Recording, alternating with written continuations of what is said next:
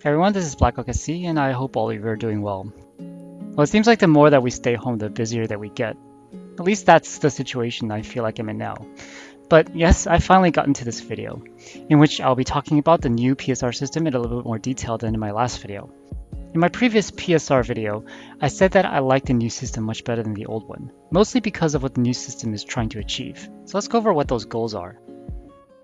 The most significant effect of the new PSR system is, as I said before, the more natural distribution of players across the tiers. The latest update that we have from PGI is from the middle of July, about 2 weeks ago, and from this early data, the distribution seems to be about as expected. We will know better given a few more weeks or a couple of months, but this is promising. PGI made another change in the matchmaker at about this time. This should not affect the overall shape of the curve that much, but we will see eventually if they decide to publish another chart later. To understand the new PSR system, we can take a look at the elements of the match score formula. Basically, we can divide up the formula into 3 parts. The first part is a match score increase for winning. This is a relatively small part of the PSR result. The maximum effect of simply winning is only 5 points on a 5,000 point PSR scale, and the maximum effect of losing is only -5. The second and third parts attempt to balance each other out.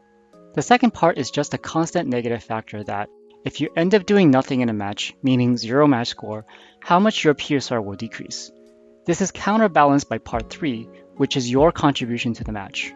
In part 3, your performance is measured against that of your team and the entire 24 players in the match. Now imagine if everybody's match score are the same, meaning in this formula P, A, and M are the same. Then the second and third parts cancel each other out, and the only PSR factor is the points for the win. In reality, of course, that doesn't happen. You should be scoring above or below the team's averages, and so we have to look at that part of the equation also in 2 separate parts. The first part is your performance relative to your team, and the second is your performance relative to everyone in the match. Since the value of C is 0.6 right now, your performance relative to your team factors in a little bit more than the relative performance to all players in the match. What does all of this mean? Overall, this formula emphasizes your contribution and the comparative magnitude of your contribution. The issue where a player gets carried by his teammates is largely addressed by 2 different effects of the new system. First, the factor of simply winning or losing is much less than the factor of your individual performance. This was a big complaint about the earlier PSR system where just winning is heavily rewarded. Also, if you're kind of a mediocre player and your teammates are the ones doing most of the work, even if the other team gets stomped, the first half of part 3, which measures your performance relative to your team, is going to be low. In that case, your PSR isn't going to increase that much or even decrease. There are definitely other factors that the formula doesn't account for. For example, maybe playing with teammates on comms make you play better than when you're playing solo. These kind of effects on PSR are hard to quantify, but overall players should no longer be carried to tier 1 by whoever they're playing with. Another advantage of the new PSR system is that each individual match is its own self-contained PSR calculation. Previously, the amount of PSR increase or decrease is determined relative to predetermined match score values. For example, if you scored 500 match score, your PSR will always increase by a fixed amount. It doesn't matter if everyone on both teams did very well or everyone did very badly. Your PSR always changed by a certain amount. This doesn't make much sense to me. For example, if everybody on both teams decided to farm each other for damage and match score, everyone will increase in PSR. In the same kind of match, with the new system, only some players will move up and the rest should move down. Finally, if your team gets crushed, but you did very well relative to the rest of your team, your PSR also goes up, as it should. This is because C times P divided by A is high and M should also be low, which increases P divided by M. Let's go ahead and take a look at a few sample matches and see how those matches changed my PSR.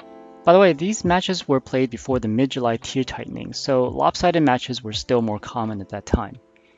In the first match, I did moderately well, getting a match score of 450, but I didn't do that much better than the rest of my team, who averaged about 300. The match wasn't a complete stomp, but was a bit one-sided.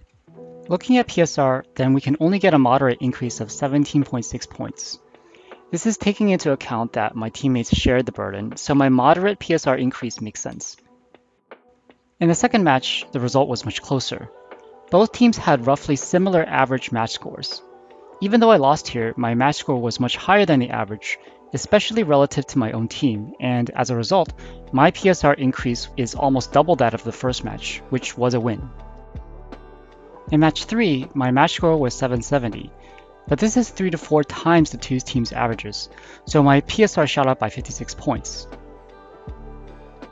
In match 4, my match score was over 1000, but it's also 3 to 4 times the two teams' averages, and my PSR increase is pretty much the same as in match 3. This, as I mentioned, is one big difference between the old system and the new system. In the old system, I would be rewarded with a larger increase for match 4 than match 3. But in the new system, the PSR increases are almost the same. While there are still many issues with the new PSR system, which I may talk about in a future video, I do think the system is better overall. PGI is still making tweaks to the matchmakers, so I think things will take a couple of months to settle. For now, I think we're moving forward to a good spot for the remaining players in the game. What do you guys think about the new system so far? Let me know in the comments below, and I will see you next time.